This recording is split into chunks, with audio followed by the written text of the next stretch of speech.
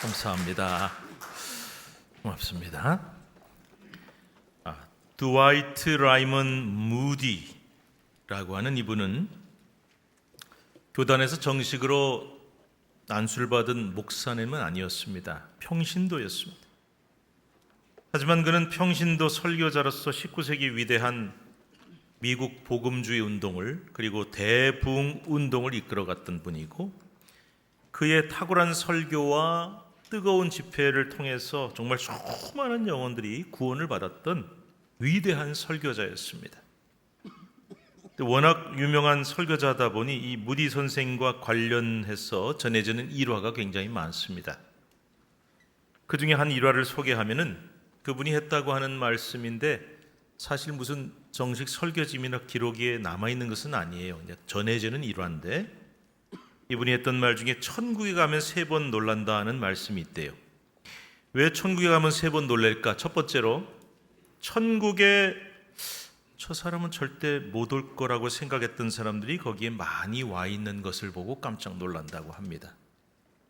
두 번째로, 저 사람은 반드시 천국에 갈 것이다 라고 기대했던 사람이 보이지 않아서 깜짝 놀랄 것이다 라고 합니다. 세 번째로, 가장 놀라운 것은 나 같은 죄인이 하늘나라에 와 있는 것을 보고 스스로 놀랄 것이다.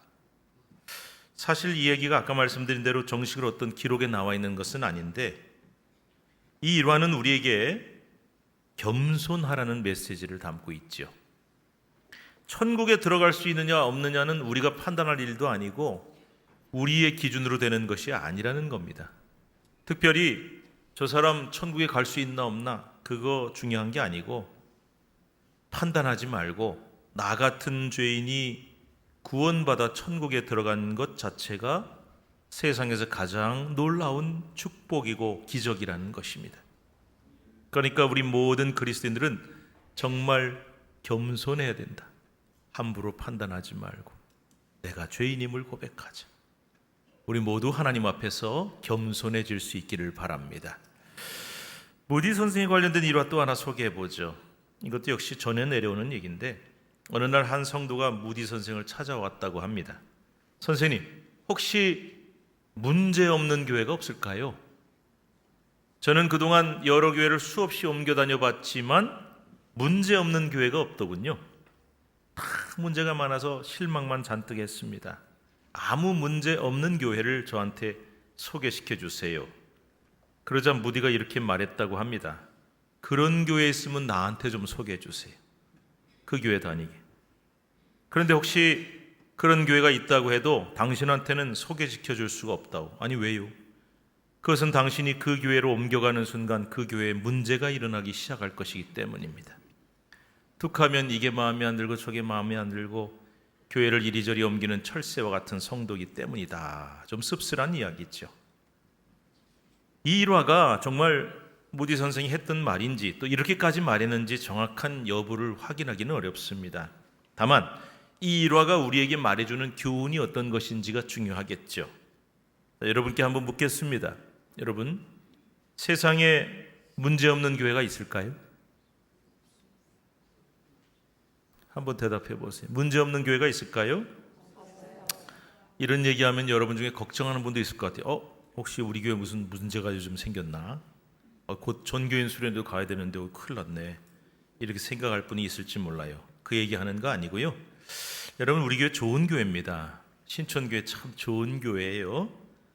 그런데 제가 방금 어떻게 말했는지를 잘 기억하셔야 됩니다. 제가 우리 교회가 좋은 교회입니다 그랬지, 우리 교회 아무 문제 없는 교회입니다 이렇게 말하지 않습니다. 이유가 뭘까요? 물론 우리 교회가 참 좋은 교회지만 문제는 있기 때문입니다. 따라합시다. 세상에 문제 없는 교회는 없다. 문제 없는 교회 있다 없다? 없다. 맞습니다. 이 땅에 교회가 존재하고 있어요. 하늘나라에 있는 게 아니에요. 그리고 그 교회 다니는 게 천사들이 아니라 사람들이기 때문에 세상에 문제없는 교회는 없습니다. 사람이 모여있는데 어떻게 문제가 없고 약점이 없겠습니까? 다만 모든 교회가 문제도 있고 약점도 있지만 세상에는 두 가지 종류의 교회가 있다. 이것만 기억하시면 돼요. 첫째는 그 문제와 약점을 더 크게 만들고 더 크게 키우는 교회가 있어요.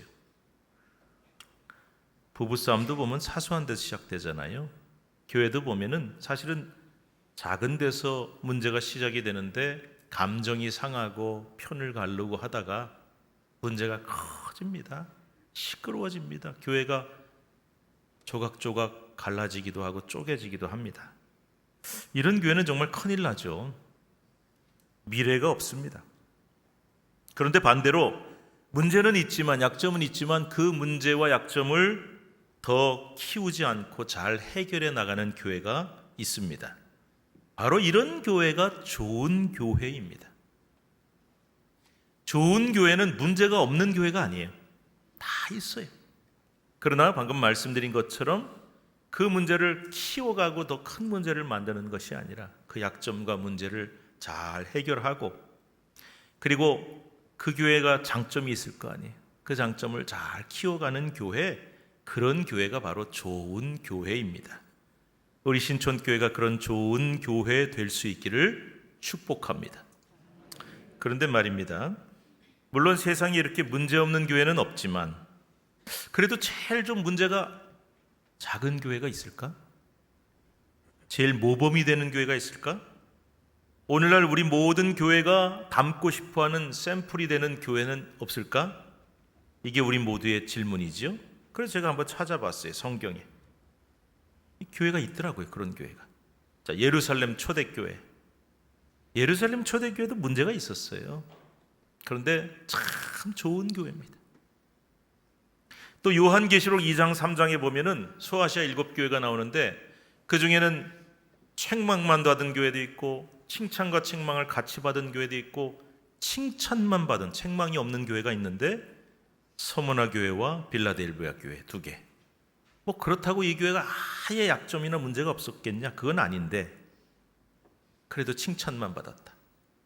오늘 우리는 안디옥 교회라고 하는 교회에 대해서 생각해 보고자 합니다. 물론 사도행전 오늘 본문에 나오는 안디옥 교회도 사람이 모여 있는데 어찌 문제가 없었겠어요. 그러나 성경에는 안디옥 교회의 문제에 대해서는 언급되지 않습니다. 문제가 없어서가 아니라 아마 작은 사소한 문제들만 있었을 겁니다. 안디옥 교회가 갖고 있는 강점과 좋은 점들만을 말씀하고 있는데요. 그래서 우리 모두가 닮고 싶은 교회고 또 우리 신촌교회가 꼭 본받아야 할 교회인 것이죠.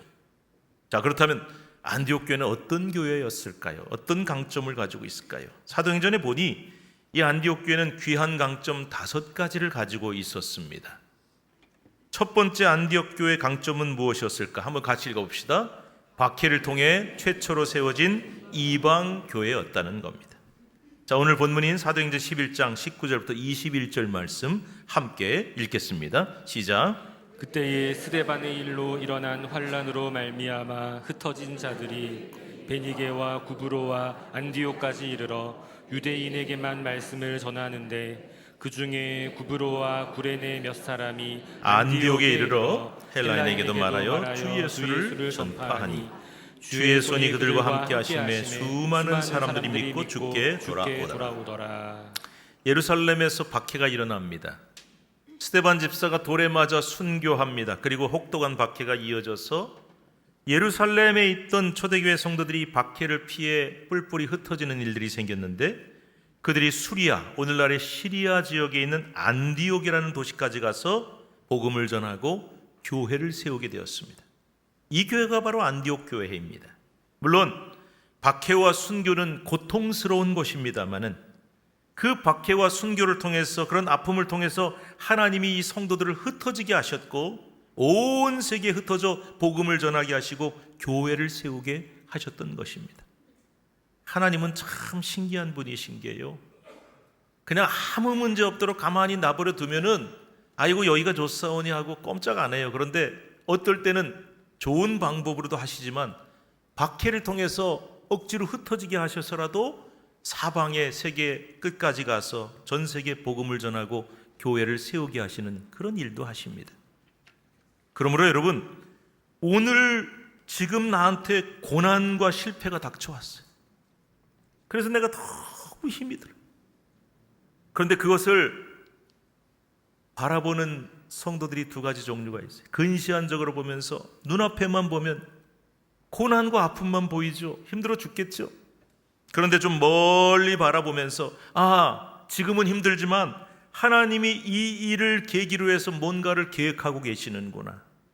하나님이 이 일을 통해서 나에게 좀 더 큰 축복을 주시려고 하는구나. 그것을 바라볼 수 있는 믿음의 눈이 필요하다는 것입니다. 그런 하나님의 뜻을 바라볼 수 있는 여러분 모두와 성도들이 되시기를 간절히 축복합니다. 두 번째 안디옥 교회 강점이 있었습니다. 무엇일까요? 함께 읽겠습니다. 처음으로 그리스도인이라 불리게 된 교회였다. 26절 말씀 시작. 만남에 안디옥에 데리고 와서 둘이 교회에 1년간 모여 있어 큰 무리를 가르쳤고 제자들이 안디옥에서 비로소 그리스도인이라 일컬음을 받게 되었더라. 자, 안디옥에 교회가 세워졌다라는 소식을 듣고 예루살렘 초대교회가 바나바라고 하는 사람을 파송을 했어요. 말하자면 안디옥 교회 담임 목사로 모교에서 파송을 한 겁니다. 그런데 이 바나바는 성품이 선하고 성령이 충만한 지도자였어요. 겸손해요. 그래서 자기가 물론 파송이 됐지만은 나 혼자 목회하는 것보다는 좀 파트너가 있으면 좋겠다. 그래서 저 다소란 곳에 가서 거기에 은거하고 있는 사울이라고 하는 사람을 찾아가게 되었습니다. 이 사울이가 누굽니까?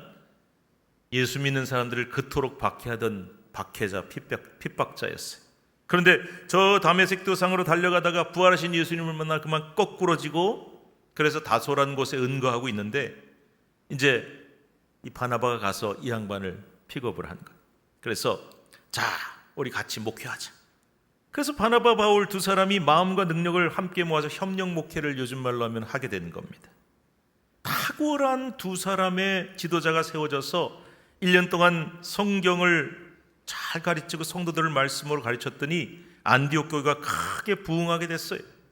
그래서 사람들이, 여기서 말하는 사람들은 교회 안에 있는 사람이 아니고요, 교회 밖에 있는 사람, 불신자들이 안디옥 교회 성도들을 바라보면서 그들을 뭐라고 부르게 되었습니까?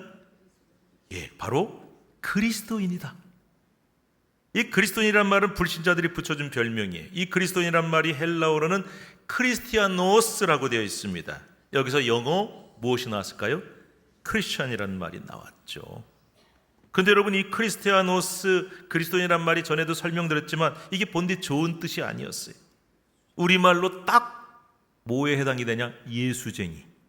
거기에 해당되는 말이라 그랬습니다. 이 예수쟁이란 말이 무슨 뜻입니까? 한마디로 저것들은 예수밖에 모르는 것들이야 라고 하는 놀림과 조롱의 의미였죠. 그런데 이 말이 점차 사람들이 인정을 하기 시작해. 저 예수밖에 모르고 맨날 모이면 예수밖에 안 찾는 것들이 보니까 열심히 신앙생활하고 도덕적으로 모범이 되고 참 괜찮네. 그래서 점점 인정과 존경의 의미로 바뀌어가게 된 것이죠. 우리 신촌교회 성도들도 교회 밖에서, 우리끼리도 뭐 그렇지만 교회 밖에서 우리 안 믿는 사람, 주변 사람들에게 우리 동네 교회들이 그렇게 많지만 저 신촌교회 다니는 사람들은 정말 진짜 백이 예수쟁이야, 이런 소리를 꼭 듣게 될 수 있기를 축복합니다. 자, 세 번째, 안디옥 교회 강점이 무엇이었느냐? 한번 읽을까요? 다양한 사람들이 모여 조화를 이룬 교회였다는 거예요. 이게 굉장히 중요한 것인데요. 자, 오늘 본문 저 뒤에 보면 사도행전 13장이 있습니다. 1절 말씀 시작. 안디옥 교회에 선지자들과 교사들이 있으니 곧 바나바와 니게르라 하는 시므온과 구레네 사람 루기오와 분봉왕 헤롯의 젖동생 마나엔과 및 사울이라. 자, 안디옥 교회 안에는 선지자라 불리는 사람들과 교사들이라고 불리는 사람들이 있었다. 그런데 이 선지자가 누구냐? 앞날에 무슨 일이 일어날 거야 하고 예언하는 사람, 점치는 사람이 아니에요.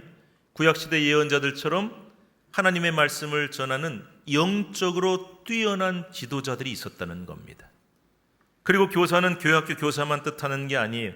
성경 말씀을 뛰어나게 잘 가르치는 가르침의 은사를 받은 지도자들이었다는 뜻입니다. 즉 안디옥 교회 안에는 뛰어난 영적 지도자들이 있었고 말씀을 잘 가르치는 은사를 가진 지도자들이 많았다는 것인데, 교회는 이게 굉장히 중요합니다. 지도자가 정말 중요해요.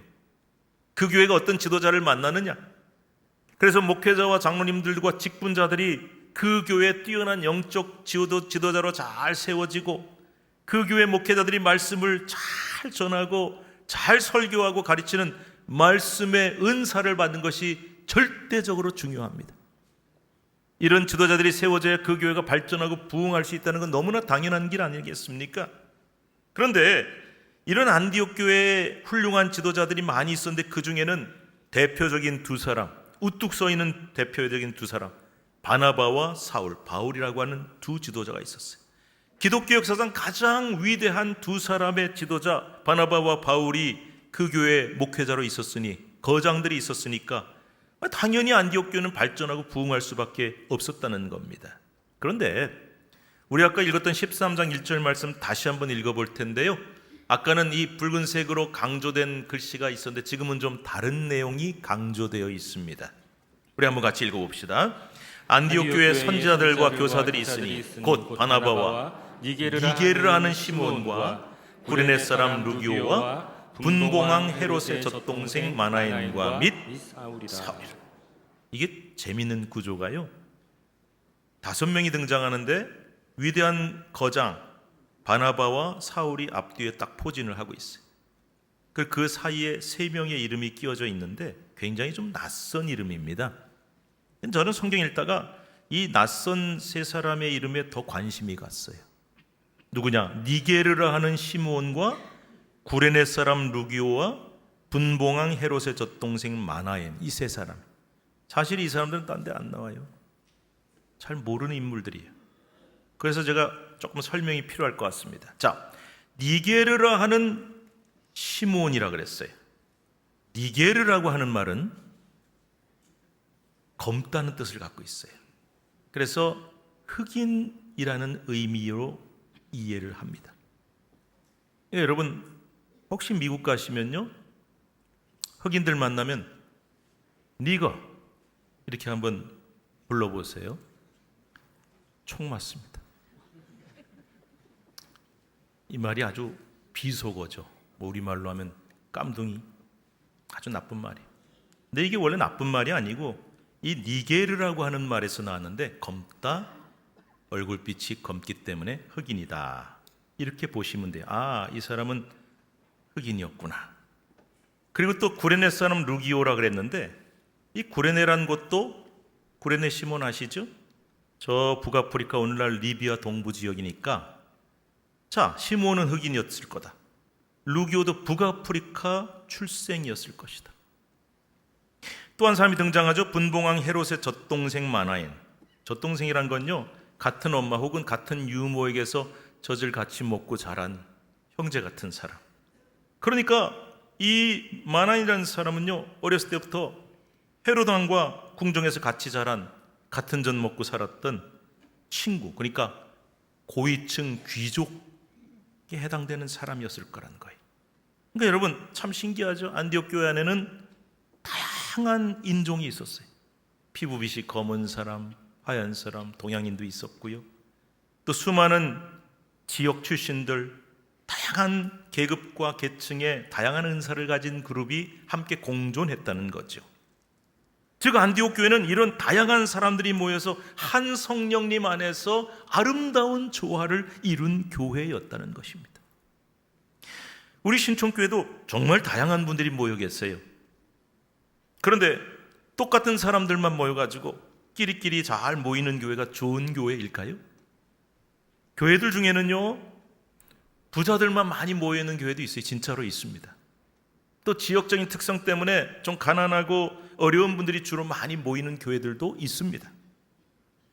또 어느 교회 가면은 특정 지역, 어느 도시, 어느 도 출신들이 많이 모인 교회가 있어요. 서울에도 그런 교회가 있습니다. 그리고 특정한 직업을 가진 사람들이나 특정 가문 혹은 가족, 친척들이 주를 이루는 교회도 있습니다. 며칠 전에 어떤 후배 목사님이 왔어요. 그 교회는 한 집안, 한 친척들이 대부분인 교회라고 해요. 여러분, 이런 교회들이 동질감이 높을 테니까 참 좋겠구나, 하나 되기가 참 좋겠구나 싶습니까? 천만의 말씀입니다. 그런 교회는 건강하기가 쉽지가 않습니다. 왜 그럴까요? 실제로 제가 아는 목사님들 중에 그런 교회에서 목회하는 분이 있는데 정말 목회하기 힘들다 그럽니다. 왜일까요? 생각해 보세요. 우리 집안 사람 아니면, 우리 친척 아니면 그 교회 가서 적응하기가 쉽겠어요? 그 직업이 아니면 어떤 특정한 지역이나 도 출신이 아니면 그 교회에 적응하기가 쉽겠습니까? 배타적인 교회가 되는 거예요. 우리와 같은 사람 아니면 밀어내고 쳐내는 거예요. 그러면 안 되죠. 그래서 우리 신촌교회가 안디옥 교회처럼 정말 다양한 사람들이 모여있는 교회지만 비슷한 사람끼리 모여서 끼리끼리 우리끼리 잘 지내는 그런 교회가 아니라 정말 다양한 사람들이 모여서 아름답게 동행하고 조화를 이루어가는, 그렇게 되기 위해서는 서로 받아들이고 이해하고 품어주고 하나가 되는 그런 멋진 교회, 건강한 교회가 될 수 있기를 축복합니다.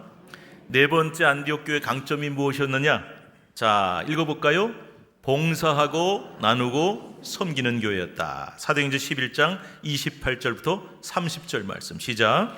그 중에 아가보라 하는 한 사람이 일어나 성령으로 말하되 천하에 큰 흉년이 들리라 하더니 글라우디오 때에 그렇게 되니라. 제자들이 20절 제자들이 좀 늦게 나왔어요. 시작. 제자들이 각각 그 힘대로 유대에 사는 형제들에게 부조를 보내기로 작정하고 이를 실행하여 바나바와 사울의 손으로 장로들에게 보내니라.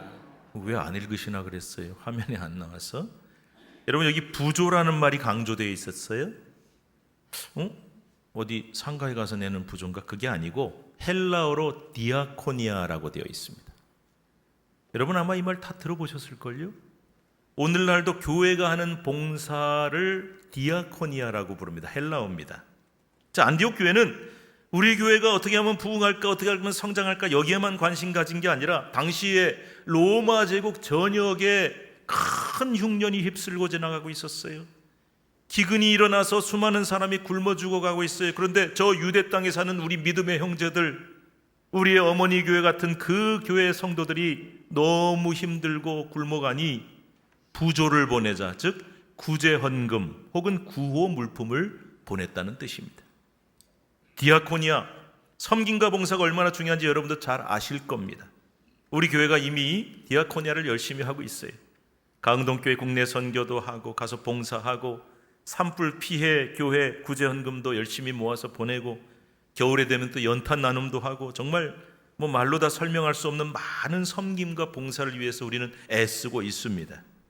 아무쪼록 신촌교회가 앞으로도 안디옥 교회를 본받아서 우리끼리만 잘 살고 우리끼리만 잘 지내고 우리끼리만 성장하는 교회가 아니라 더 어렵고 힘든 분들을 위해 나누고 섬기고 또 지역사회를 봉사할 수 있는 좋은 교회가 될 수 있기를 축복합니다. 자, 마지막 다섯 번째 안디옥 교회 강점이 나옵니다. 읽어봅시다. 최초의 선교사를 파송한 교회였다. 어떻게 최초냐? 역사상 최초, 기독교 역사상 최초의 선교사. 자, 사도행전 13장 2절 3절 말씀 읽습니다. 시작. 주를 섬겨 금식할 때에 성령이 이르시되 내가 불러 시키는 일을 위하여 바나바와 사울을 따로 세우라 하시니 이에 금식하며 기도하고 두 사람에게 안수하여 보내니라. 자, 안디옥 교회는요 성령님의 음성을 따라서 선교사를 파송했다. 이 안디옥 교회가 늘 성령님의 음성에 귀를 기울이고 그분 뜻에 순종한 교회였다는 증거입니다. 그런데 안디옥 교회가 참 희한한 일을 하죠. 교회의 두 기둥 같은 지도자 바나바와 바울을 안수해서 딴 사람을 보낸 게 아니라 그 두 사람을 최초의 선교사로 파송한 겁니다. 우리 교회 치면은 담임 목사인 저와 이은재 목사님을 선교사로 보낸 거예요. 에이, 무슨 소리냐? 다른 사람은 몰라도 어떻게 우리 교회 담임 목사와 선임부 목사님 선교사로 보내냐? 우리 교회 어떻게 하라고? 그럴 만도 한데 안디옥 교회는 그렇게 했어요. 왜요? 성령님이 그렇게 하라고 시키시니까. 이러다가 정말 저하고 이 목사님 선교사로 보내실지도 모르겠어요. 근데 중요한 것은 안디옥 교회가 그만큼 성령님의 인도하심을 교회의 가장 중요한 기준이며 지침으로 삼았다는 증거인 겁니다. 오늘 당회가 있어요. 당회가 아니라 모든 교회 회의나 모든 결정할 때마다 제가 기도하는 게 꼭 있습니다. 하나님, 오늘 저희가 성령님의 음성을 듣고 결정하게 해주세요. 만약에 성령님의 음성을 안 듣고 사람끼리 모여서 왁자지껄하고 결정하면 어떻게 되겠습니까? 하나님의 뜻, 성령님의 뜻이 아닌 사람의 뜻으로 결정하겠죠? 하나님이 기뻐하시겠습니까? 하나님이 원하시는 바른 결정할 수 있겠습니까? 그래서 그 교회 모든 기준과 지침의 원칙은 성령님의 음성이어야 합니다. 그래서 안디옥 교회는 그 성령님의 음성을 따라 교회를 이끌어가는 최고의 두 사람 지도자를 파송했고 선교를 가장 중요한 교회의 사명으로 이해하고 실천한 교회였다는 것입니다. 여러분 이제 설교 잘 들으셨는데 오늘 설교 제목이 뭐였죠? 설교 제목이 우리가 꿈꾸는 교회예요. 자, 우리 신촌교회가 이미 참 좋은 교회입니다. 그러나 앞으로 더 좋은 교회가 되기 위해서 안디옥 교회처럼 모든 교회의 모범이 되고 모든 교회가 닮고 싶어하는 교회가 되기 위해 우리는 꿈을 꿔야 하는 것입니다. 그래서 우리가 꿈꾸는 교회는 안디옥 교회처럼 5가지 복습을 해볼게요.